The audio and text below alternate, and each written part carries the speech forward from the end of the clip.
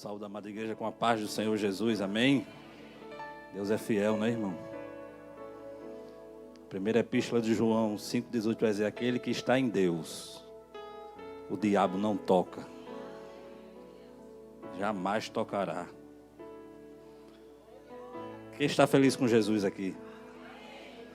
Amém? Glória a Deus. Abra a sua Bíblia no Evangelho de Jesus, segundo escreveu Mateus, capítulo 14. Eu tenho uma palavra de Deus para a sua vida e para a minha vida também. Louvado seja o nome de Jesus. Evangelho de Jesus, segundo escreveu Mateus, capítulo de número 14, a partir do versículo 22.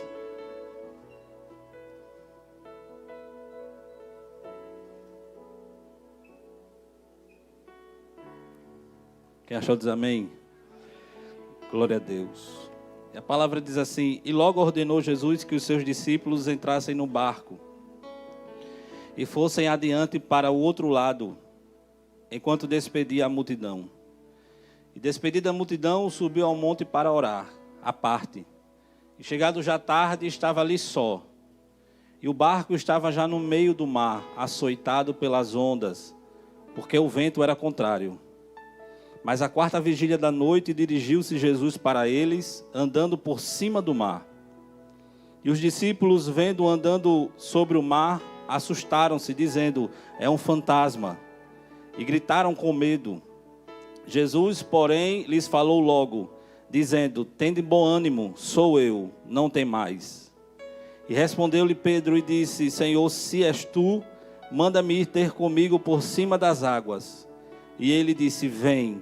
E Pedro, descendo do barco, andou sobre as águas para ir ter com Jesus.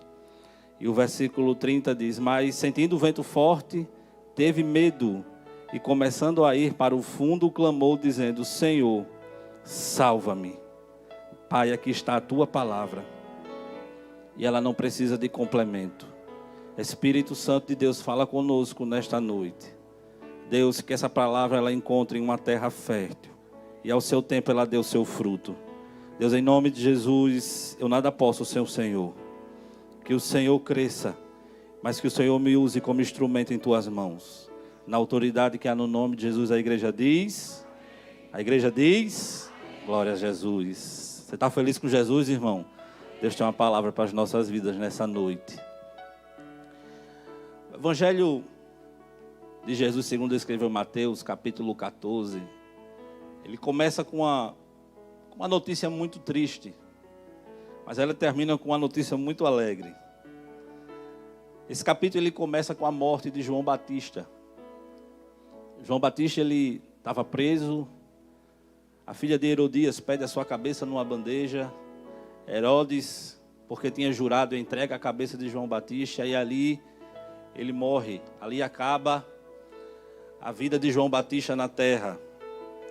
E a Bíblia vai dizer que os discípulos foram lá, pegou o seu corpo, levou para enterrá-lo e levou essa notícia até Jesus. E disse ao mestre que João Batista tinha acabado de ser morto, tinha morrido. Uma notícia muito triste. Mas a palavra vai dizer que Jesus ele pega os discípulos, coloca num barco e vai para um lugar deserto. Só que quando ele chega no outro lado, ele vê uma multidão precisando de compaixão.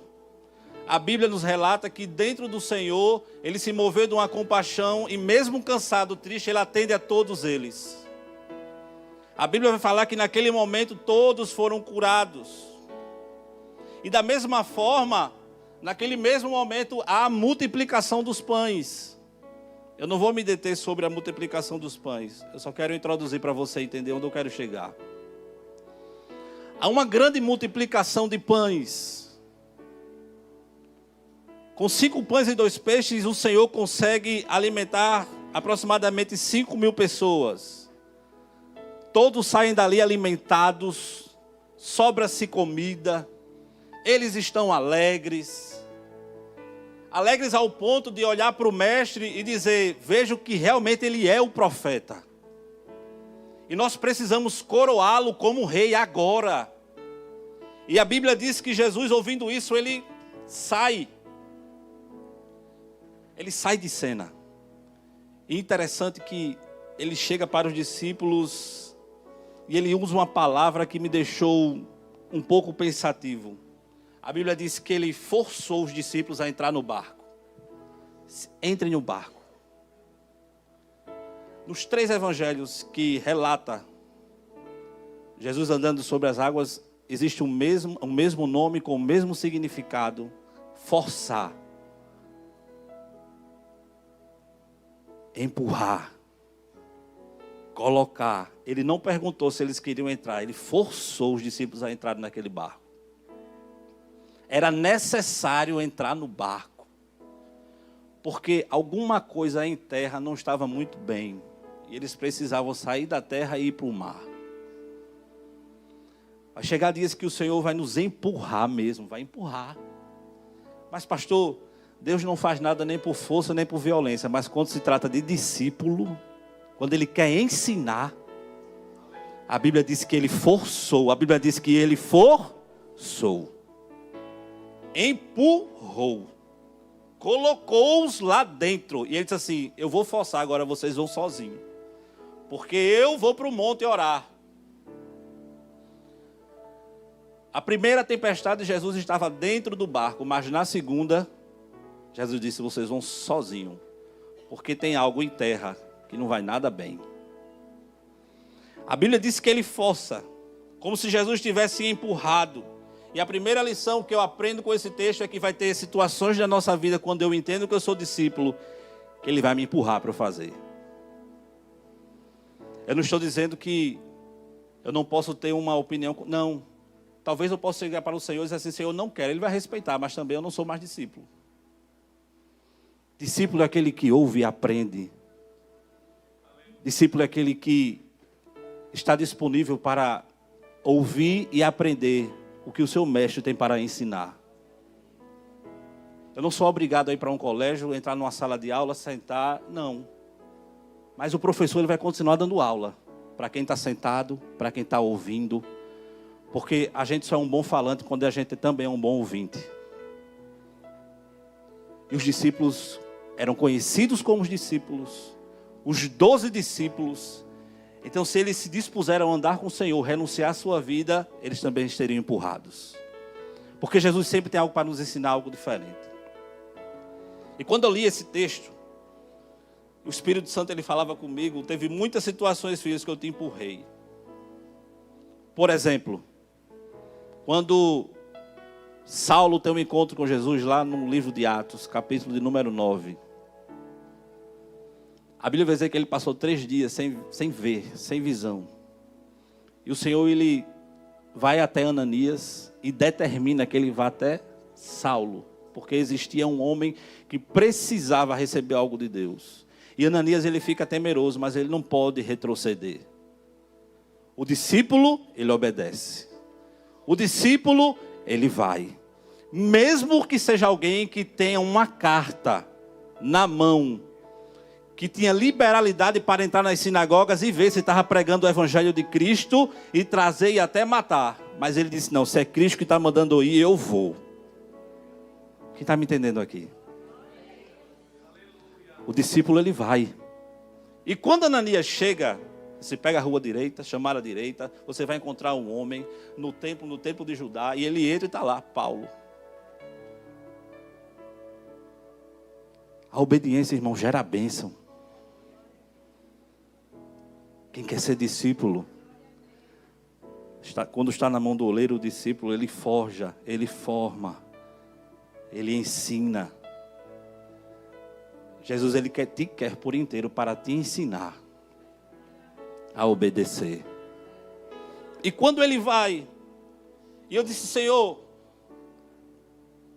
quando o Senhor empurra, quando o Senhor nos leva a situações, é porque existem algumas características de Deus, que é somente dele.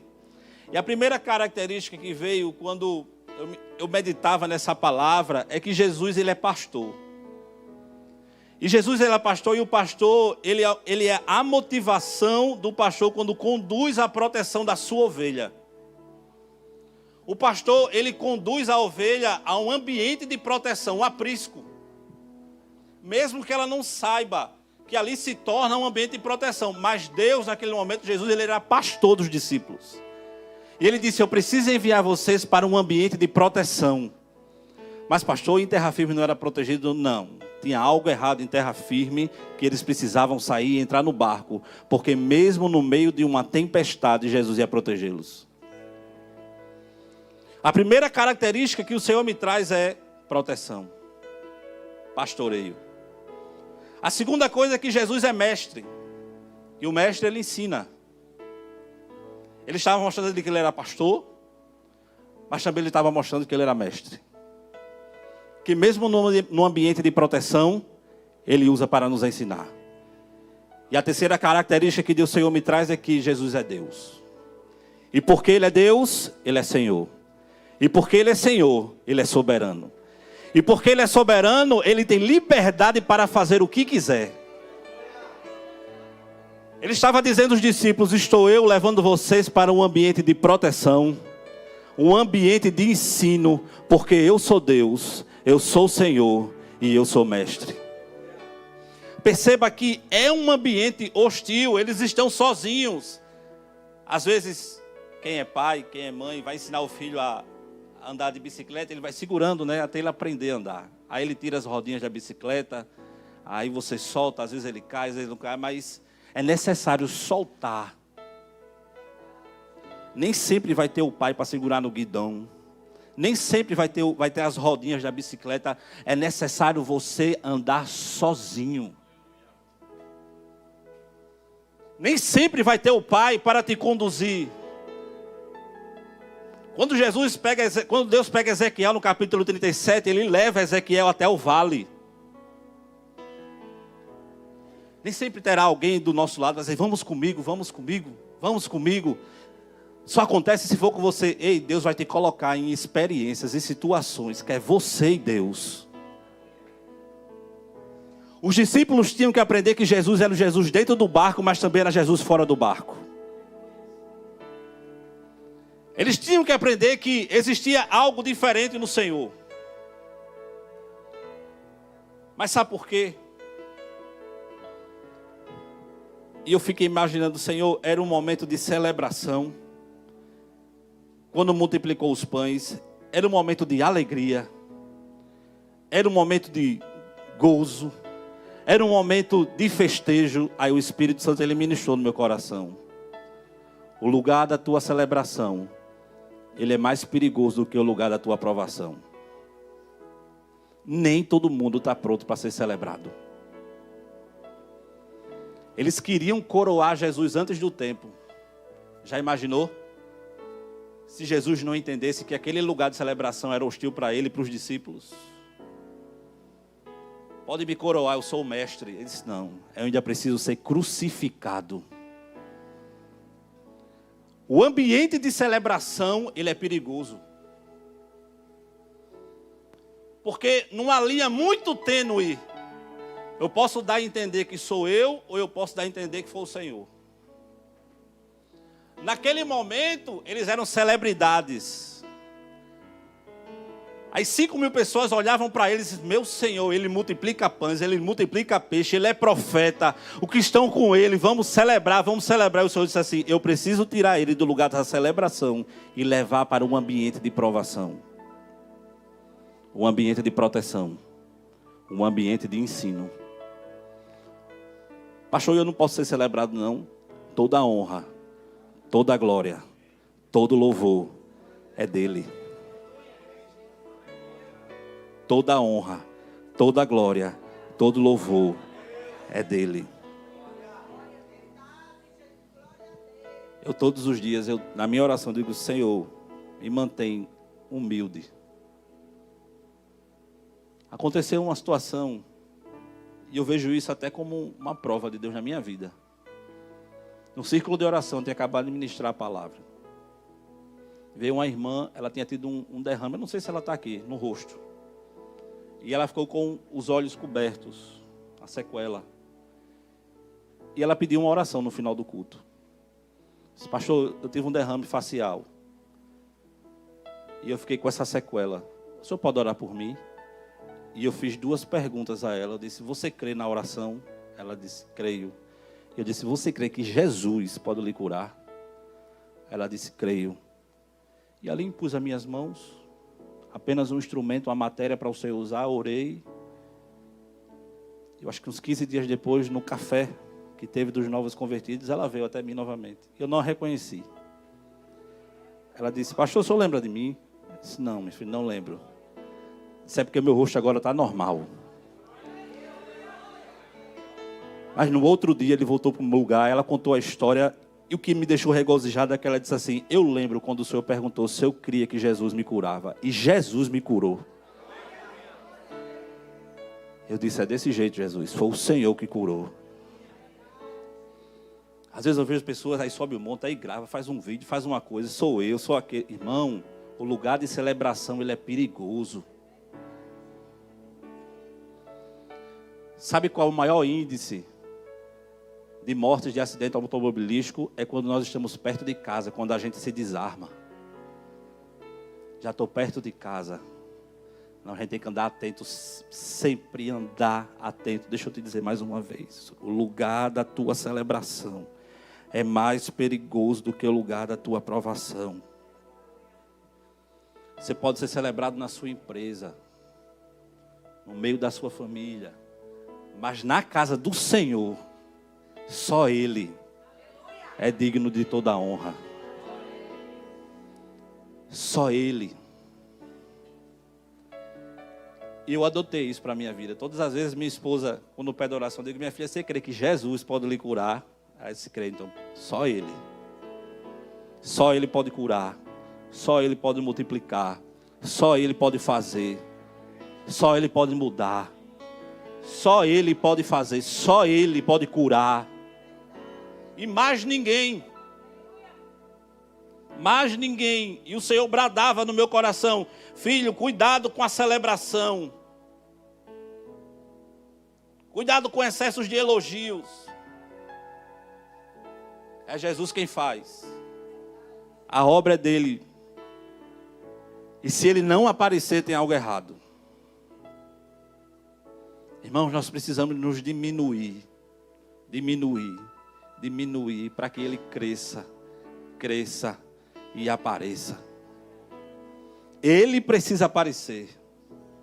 Jesus levou os discípulos para ensinar-lhes que nem só de celebração vive o homem. Nem só de momentos felizes o homem vive, porque se a gente se perpetuar por um momento muito feliz, a gente esquece de orar, a gente esquece de buscar, a gente esquece de fazer aquilo que o Senhor tem para as nossas vidas. E a Bíblia vai dizer que um vento contrário atinge aquela embarcação. Um vento forte, contrário, atinge, eles começam a remar contra o vento. Mas tem um detalhe no Evangelho de João que me deixa confortável. É que a Bíblia diz que Jesus via tudo. Jesus em cima do monte, a 3 quilômetros de distância, via tudo. É porque os olhos dele, irmão, não é igual ao meu olhar, não é igual ao seu olhar.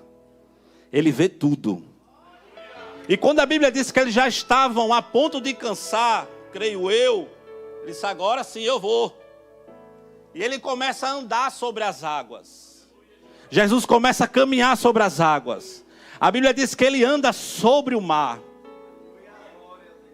Eu aprendo algo. Porque quando os discípulos veem Jesus andando sobre o mar, eles confundem Jesus com um fantasma.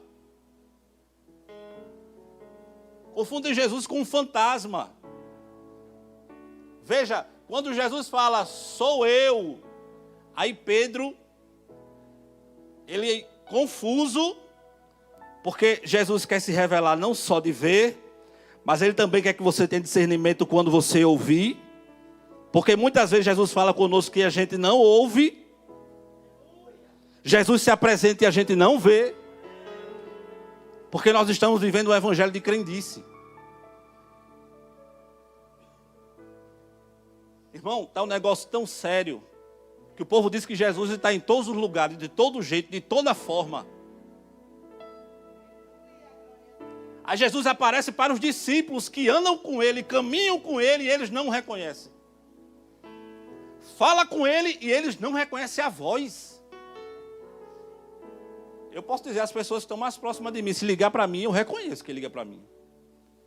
Mas os discípulos que estão ali, lado a lado, não reconheceram a sua voz. Pedro, ele duvida. Mas ele anda. Ele, quando disse assim, Senhor, se é o Senhor mesmo, me faz também andar sobre as águas. Ele disse, vem. Pode vir. E Pedro começa a andar sobre as águas. Pedro começa a caminhar sobre as águas e vem meu segundo ensinamento. Deus, ele gosta de um crente ousado. Sabe por quê? Porque ele convidou Pedro a sair do lugar firme. Sair do ambiente firme, de proteção. De dentro do barco. Ele convidou Pedro a perder o chão. Pedro perde o chão e começa a se mover sobre as águas. Pastor, o que é perder o chão? Perder a confiança de algo que você tem. Por exemplo, alguém que trabalha 20 anos numa empresa, aí o Senhor diz assim, deixa a empresa e vem trabalhar na minha obra. Jesus convida ainda alguém para perder o chão. Porque a gente tem confiança no salário. A gente quem é concursado, faz concurso por uma estabilidade. Aí Jesus te chama para perder a estabilidade. E viver sobre a estabilidade dele. Aí Pedro disse, eu aceito perder o chão e andar sobre as águas. Quando Deus chama Ezequiel, pode vir Ezequiel, 47. As águas no joelho. Pode vir até perder o chão. Você pode estar dentro da água, mas enquanto você estiver pisando, eu quero você nas profundezas. Eu te convido a perder o chão. Eu te convido a perder o chão. Eu te convido a você tirar a sua confiança do barco. E mesmo com a dúvida, você confiar na voz. Porque Jairo, quando ouviu a voz, vieram várias vozes para dizer assim, já está morta a tua filha. Ele disse assim, eu fui convidado a perder o chão, eu vou até o fim. Eu vou até o fim, é com a voz, é com a palavra. Em que você está firmado? A Bíblia diz que as ondas vinham. E ele com medo, ele começa a afundar. E ele clama pelo Senhor. Aí eu disse, só foi afundar, começar a afundar, que ele reconheceu que realmente era o Senhor. Já não duvidava mais. E Jesus pega por sua mão. Pega pela sua mão. Diz assim, homem de pouca fé. Por que duvidaste? É Jesus que está falando contigo. Por que tu duvida? Jesus já falou por sonho, por visão, pela palavra. E tu já está pedindo sinal. Jesus já falou. Já confirmou. Por que duvidas? Por que duvidas? Jesus gosta do crente que gosta de perder o chão e ir para as águas. A Bíblia diz que lá em Atos capítulo 4... eles ficaram maravilhados com a ousadia de Pedro e João. Ousadia, coragem, firmamento, vai. Pisa nas águas. Peça coragem ao Senhor para deixar o chão e pisar nas águas. Chegou o tempo de pisar nas águas. Eu gosto muito do escritor aos Hebreus. Quando ele escreve lá no capítulo 10, versículo 38, ele diz assim, então ele diz assim, mas o justo viverá pela fé. Mas o justo viverá pela fé. E se ele recuar, a minha alma não tem prazer nele. Jesus não te chamou para você recuar. Pisa nas águas. E eu gosto mais do 39, quando ele diz assim, nós, porém, somos daqueles que se retiram para... daqueles que se retiram para a perdição, mas daqueles que creem para a conservação da sua alma. Jesus já falou contigo. Jesus já falou contigo. Deus usa. Eu não tenho tempo pregar sobre isso, mas neste exato momento, chegava a metade do ministério de Jesus. Ele estava preparando o discípulo que saiu de uma multidão para viver num lugar que só eles caminhariam. Foi aqui, a metade, a linha. Jesus traçou uma linha assim e fez assim: daqui para cá, andou comigo quem só viu os meus sinais, mas daqui para cá vai andar comigo quem crê que eu sou o pão da vida. Vai ter situações nas nossas vidas que terão pessoas que não vão conseguir caminhar conosco. Porque a sua mente ela vai começar a abrir. E você entenderá que não são só os sinais, mas é o pão da vida. Ele disse: daqui para cá eu fiz muitos sinais, muito me seguiram pelos sinais, mas daqui para cá eles entenderão que eu sou o pão da vida e nem todo mundo vai aceitar. Jesus usou essa tempestade para separar. Você sabe a diferença visível do joio e do trigo? Nenhuma. Mas quando você amassa, o trigo dá semente. E quando você amassa o joio, ele só dá palha.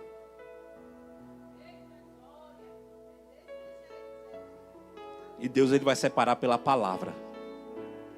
Eu disse: Senhor, por que a tempestade? Além de tudo isso, por que os discípulos foram para a tempestade? E a resposta está lá no Evangelho de Jesus, segundo escreveu Marcos. Eu queria que você colocasse no telão, capítulo 6, versículo 52. Marcos, capítulo de número 6, versículo de número 52. Coloque do 50, por gentileza. Porque todos o viam e perturbaram-se, mas logo falou com eles e disse-lhe: tende bom ânimo, sou eu, não temais. Jesus, quando está falando com eles, versículo 51, e subiu para o barco, para estar com eles, e o vento se aquietou. Jesus nem mandou o vento se aquietar, ele só entrou no barco. E entre si ficaram muito assombrados e maravilhados. Aí os 52 tem a resposta da tempestade. Pois não tinham compreendido o milagre dos pães. Antes, o seu coração estava endurecido. Eles andaram com Jesus, viram Jesus, caminharam com Jesus, provaram do pão da multiplicação, provou do peixe da multiplicação. Mas a Bíblia diz que eles não entenderam nada. E mais, os seus corações estavam endurecidos. Não é porque eu ando com Jesus, não é porque eu tenho experiência com Deus, não é porque eu acho que eu sei um pouquinho da palavra. Irmão, se eu não tiver a minha mente aberta e meu coração quebrantado, Jesus me manda para a tempestade. Os discípulos foram para a tempestade porque eles tinham uma mente fechada e um coração duro. Mente fechada e coração duro. Pastor, o que é mente fechada? É quando eu não quero aprender da forma correta. E coração duro, porque eu não sou quebrantado. E quando a gente não aprende da forma mais fácil, Jesus manda a gente para a tempestade. Para amolecer o coração. Aí passa por um exame de esteira lá na tempestade, para ver se o coração amolece. Aí se não amolecer, ele faz um cateterismo. Até amolecer o coração. Até a mente abrir. Jesus precisava que os discípulos abrissem as suas mentes. A Bíblia diz que nós começamos pela renovação da nossa mente, metanoia. Se eu continuar com o mesmo pensamento que eu estou há 20 anos, irmãos, nós vamos passar 20 anos na tempestade e não saímos dela. Porque chega um tempo que Jesus passa a risca. Pastor, e por que eles precisavam disso? Porque lá em João 6, Jesus ia dizer assim: eu sou o pão da vida. Eu não sou o pão que os seus pais receberam no deserto, no Egito. Porque aquele pão é perecível, ele acaba, eu não acabo. Eu sou o tempo dentro do tempo, eu sou o pão da vida, o pão que dá a vida. E os discípulos que não estavam no barco retroagiram, voltaram, não creram. Pesada é esta palavra. Mas os que passaram pelo quebrantamento de coração e a libertação da mente, aí Pedro disse: só o Senhor tem as palavras de vida eterna. Para onde nós iremos? Certa vez, irmãos, há uns 6 anos atrás, recebi uma oportunidade para pregar Lucas, capítulo número 6, o homem da mão mirrada. Aí eu estava no meu quarto meditando na palavra. Quando eu terminei, o Espírito Santo disse: agora levanta a tua mão, porque ela também está mirrada.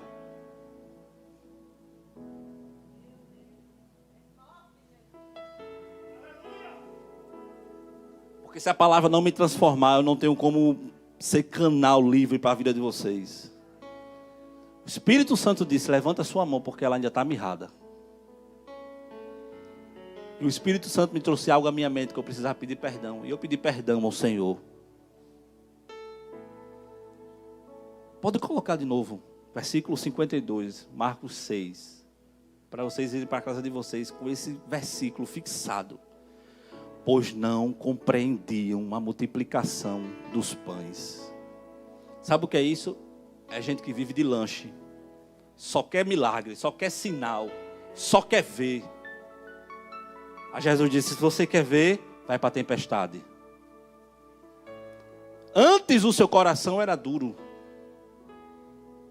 Antes o seu coração era duro. Irmão, quando o oleiro está fazendo barro, e ali ele quebra, bom é quando ele quebra na mão do oleiro. Mas a Bíblia vai dizer que não é o oleiro que quebra, é que o vaso se quebra, ele mesmo se quebra. Se deixe moldar na mão do Senhor. Olha, você vai sair daqui com a mente livre. Você vai sair daqui com o coração quebrantado. O Espírito Santo, ele me mostra a gente com mente travada, cadeados na mente, mas hoje eu vou sair daqui com a mente livre. Você vai sair daqui compreendendo que o Senhor é o Deus de milagre, mas também que Ele é o Deus do pão da vida. Ah, pastor, mas eu tenho meus conceitos. Eu aprendi isso com a minha família, meus ascendentes, meus avós, meus bisavós. Eu também aprendi muita coisa, irmão, mas eu estou como Paulo. Eu considero tudo aquilo que eu aprendi como perda. Esquecendo-me das coisas que para trás ficam, eu caminho para o alvo. Ou você se liberta de toda crendice, de toda cultura, irmão, ou a gente não caminha. Porque Jesus, ele vai chegar uma hora que ele vai riscar uma lista. Daqui para cá é só quem crê em sinais.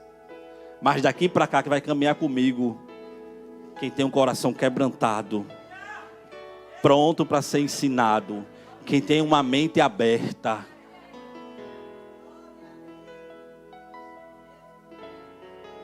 Você vai voltar para sua casa hoje com a mente aberta, com a mente restaurada, com o coração quebrantado e com outra percepção. Deixa o Espírito Santo trabalhar na sua alma. Posso dar um conselho? Se veja como fraco mesmo, porque é na sua fraqueza que o poder do Senhor se aperfeiçoa. Não se veja como um homem ou uma mulher forte. Ah, eu posso fazer isso sozinho, eu posso caminhar sozinho. Eu não preciso de ninguém, não. Quanto mais fraco você for, mais o poder do Senhor se aperfeiçoa.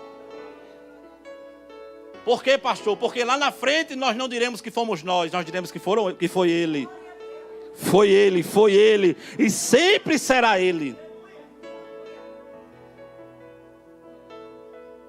Jesus levou os discípulos para a tempestade, porque Ele sabia que no lugar da celebração, com uma mente fechada e um coração duro, eles se perderiam.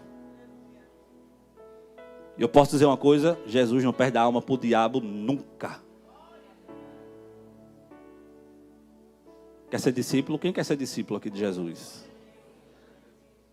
Está pronto para dar a porta do seu coração e da sua mente para Ele? Está pronto para aceitar essa verdade aqui?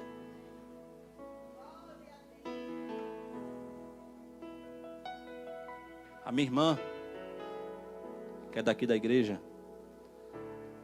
no seu início, ela ficava dizendo, eu não concordo com isso, eu não concordo com aquilo que a Bíblia diz, eu concordo só com isso, eu concordo só com aquilo. Aí chegou uma noite, eu disse, minha filha, vá orar.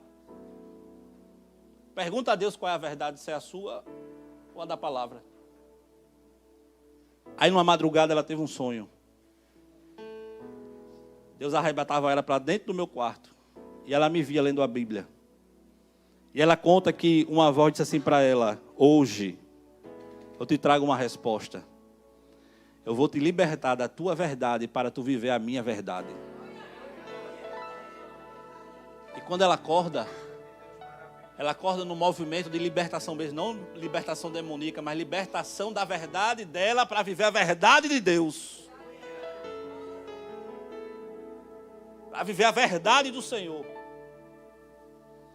Ontem de manhã nós estávamos num lugar, o pastor Vinícius me fez uma pergunta natural. Ele disse assim, pastor, quais os comentaristas que você lê?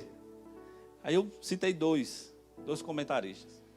É uma pergunta natural, para quem lê a Bíblia, para quem estuda a Bíblia.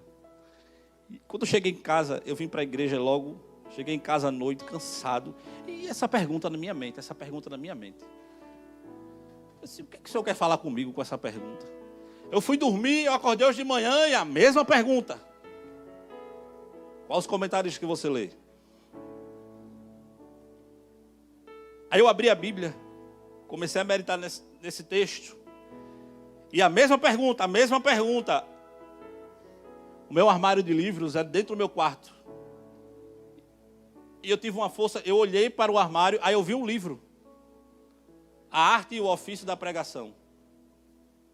E aquele livro me chamava, como me pega, você precisa ler. Fazia muito tempo, é um livro muito grande. Tem quase 1000 páginas, são artigos de pastores que dão os seus relatos de como pregavam a palavra. E eu peguei aquele livro, fazia muito tempo que eu não li, abri o livro.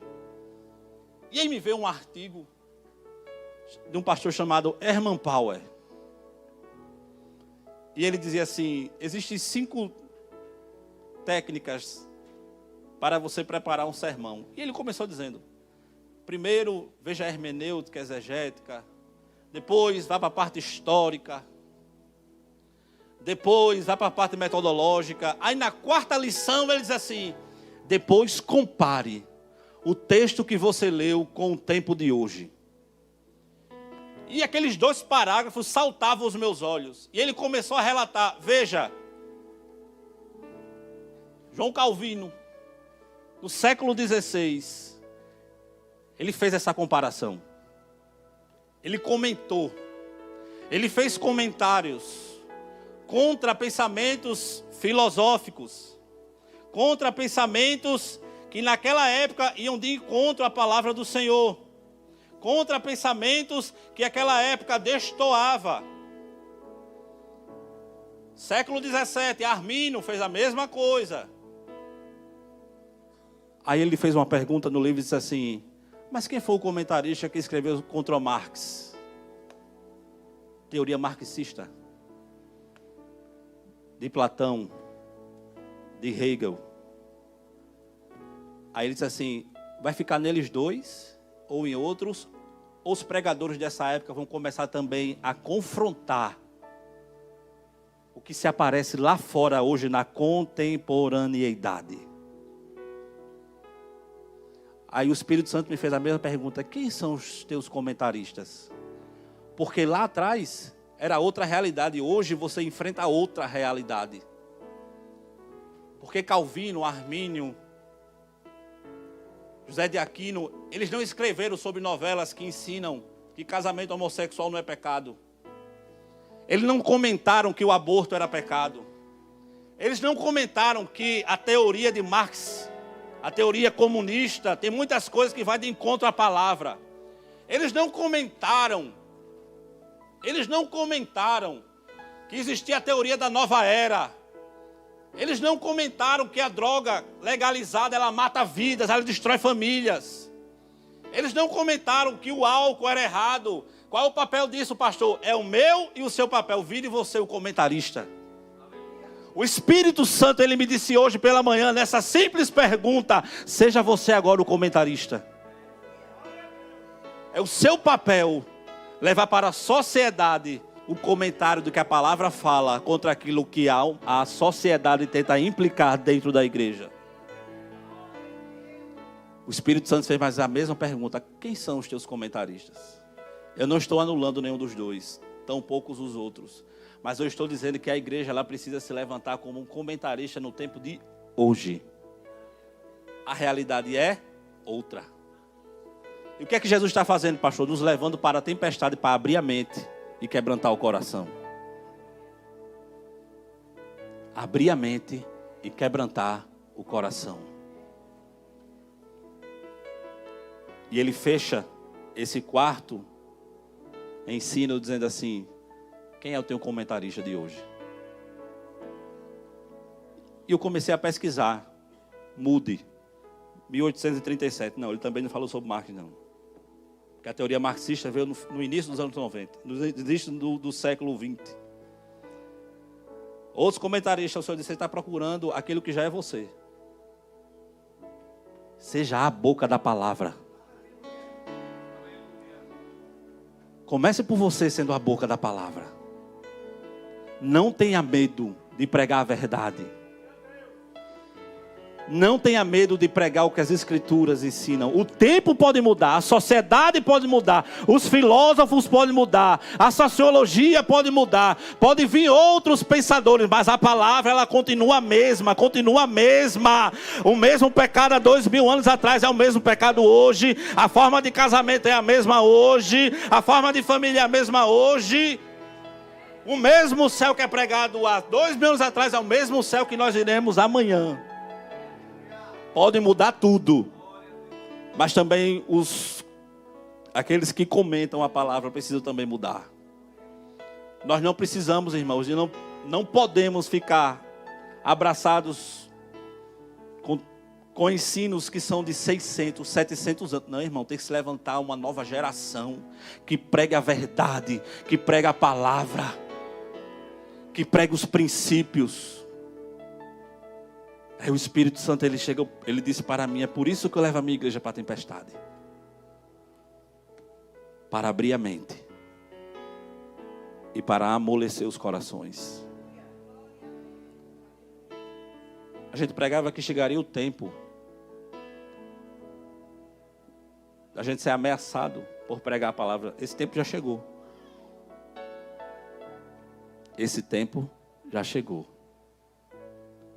Mas os nomes deles ficaram conhecidos porque eles tiveram coragem de confrontar os pensamentos que eram contrários à palavra. Deus te chama para essa coragem. Deus te chama como chamou Pedro, perder o chão e viver a palavra.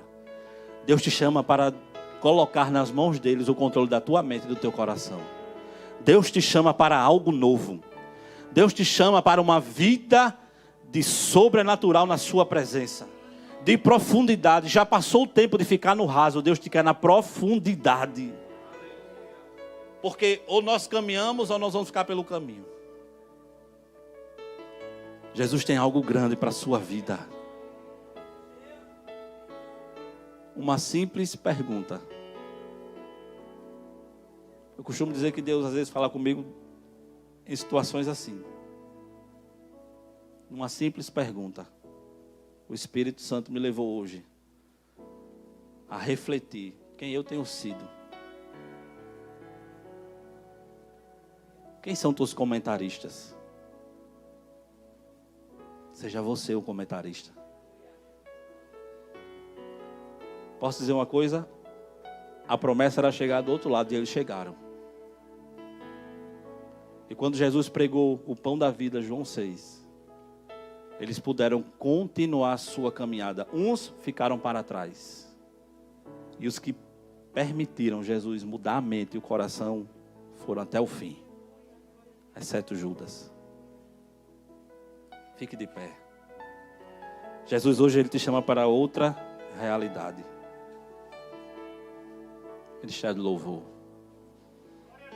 Outra realidade. Outra realidade. Outra realidade. o ambiente de celebração, ele é mais perigoso do que o ambiente de provação. Jesus, ele quer o controle da sua mente, do seu coração. Você é casa, ele quer a chave da sua casa. Ele quer a chave da sua casa. Eu repito, você vai sair daqui hoje com uma mente livre, com uma mente restaurada, um coração quebrantado e uma nova perspectiva. Peça ao Senhor pensamentos novos. Coloca a mão na sua cabeça e diga assim: Senhor, arrebata os meus pensamentos ao teu trono. Senhor, leva cativa a minha mente as tuas verdades. Senhor, eu te dou o controle da minha mente. Tudo aquilo, Senhor, que vier sobre a minha mente, que seja do teu reino. Agora coloca a mão no teu coração. Deus, repita comigo: Deus, quebranta meu coração. Deus, quebranta meu coração. Senhor, me faz sentir algo novo. A sua mente vai abrir. A sua mente vai abrir. Deus vai restaurar a sua mente. O seu coração vai ser quebrantado. Deus faz o teu povo um povo novo.